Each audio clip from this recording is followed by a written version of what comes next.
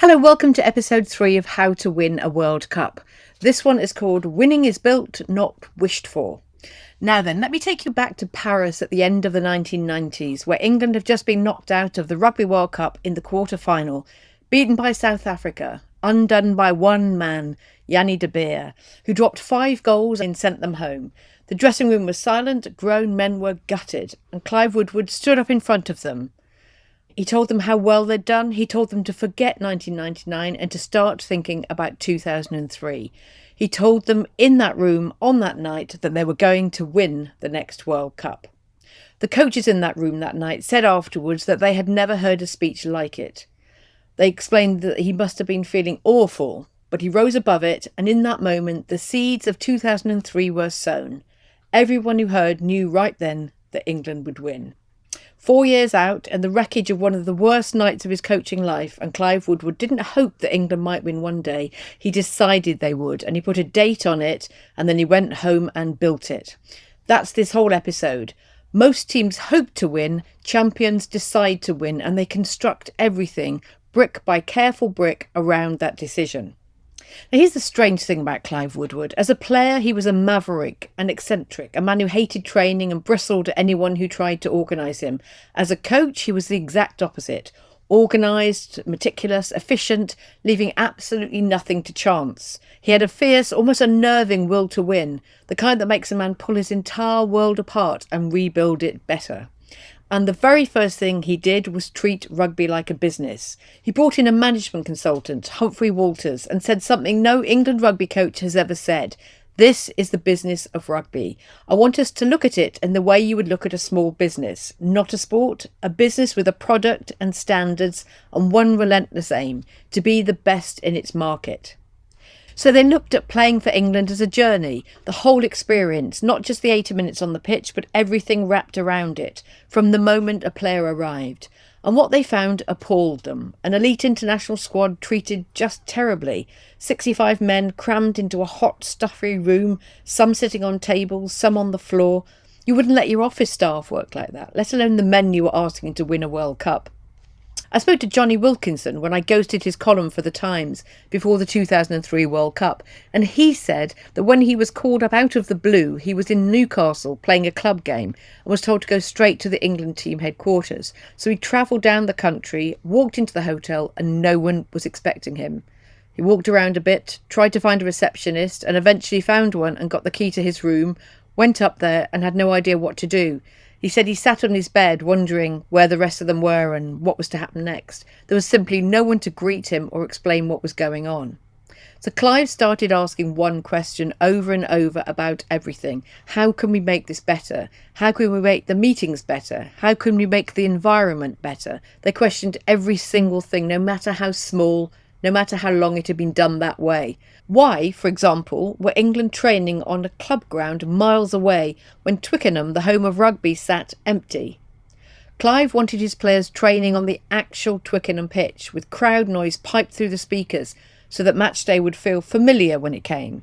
It was the same logic as the army, who trained with live ammunition, but you cannot simulate war with blanks. And when the powers that be told Clive he could only have 1 hour on the pitch, the same as the opposition, he went up the wall. Can you imagine Manchester United doing that with Arsenal, giving them the same experience of the ground? He said to them, we're trying to build a winning team here. Why are we giving away every single advantage? That question in the end is the whole of the Clive Woodward philosophy. Why are we giving away every advantage? Why are we not taking every advantage? He gave his coaches an exercise. Picture the entire world of England rugby as a room, he said, and now throw everything out of it. Every habit, every assumption, every bit of how we've always done it, until the room is completely empty.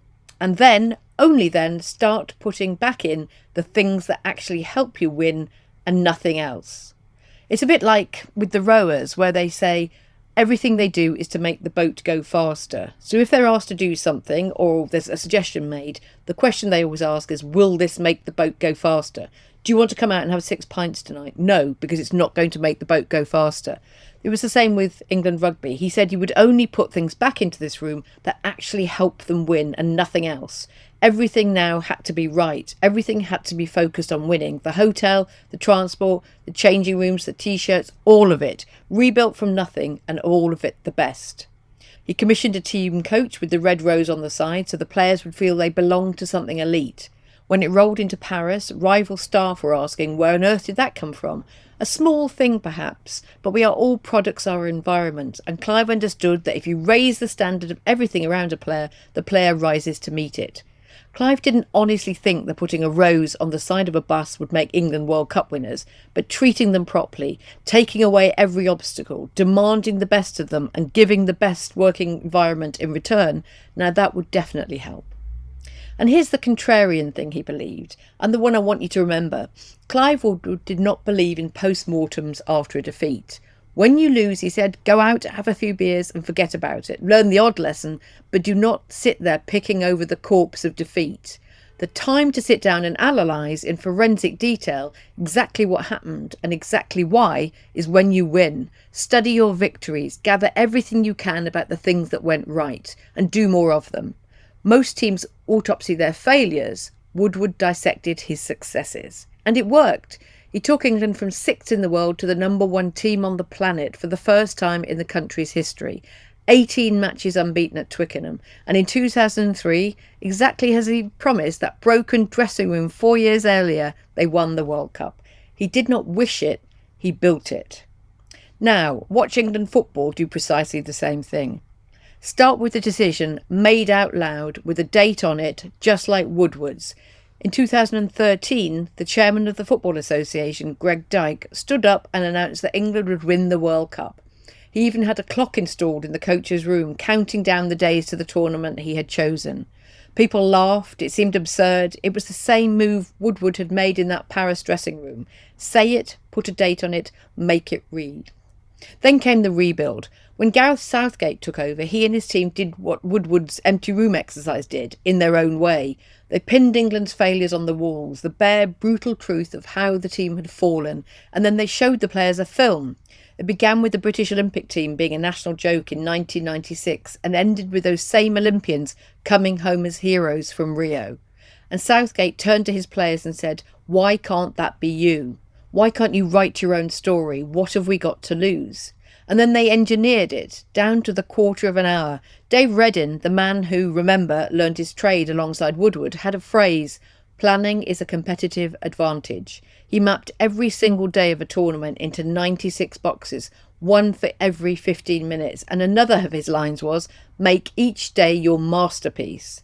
They scouted their World Cup base so carefully that they chose a modest, unfashionable hotel over a 5-star one, purely on what actually helped the players. And across 67 days of a World Cup campaign, with everything planned to the quarter of an hour, they changed their plan exactly once. That's not hoping, that's building. So what have we learnt from this?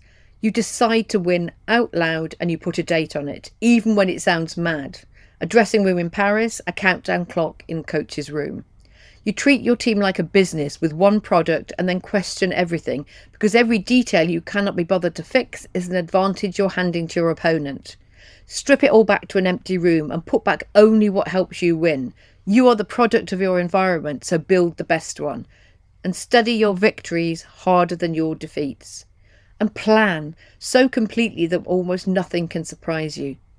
Both these teams decided to win long before they had the faintest idea how. England football still haven't managed it, but the belief is there, and I think that's important. It happens across all sports. Nicola Adams, the boxer, was training for the Olympics before women's boxing was allowed in the Olympics. She wanted to be ready. She wanted to be the absolute best she could be when it came to Olympic time, without having a clue whether boxing would even be authorised for women at the Games. Next time we're going to look at the opposite end of the scale, not the grand plan, but the tiniest details imaginable, the things that look as though they could not possibly matter, but they do.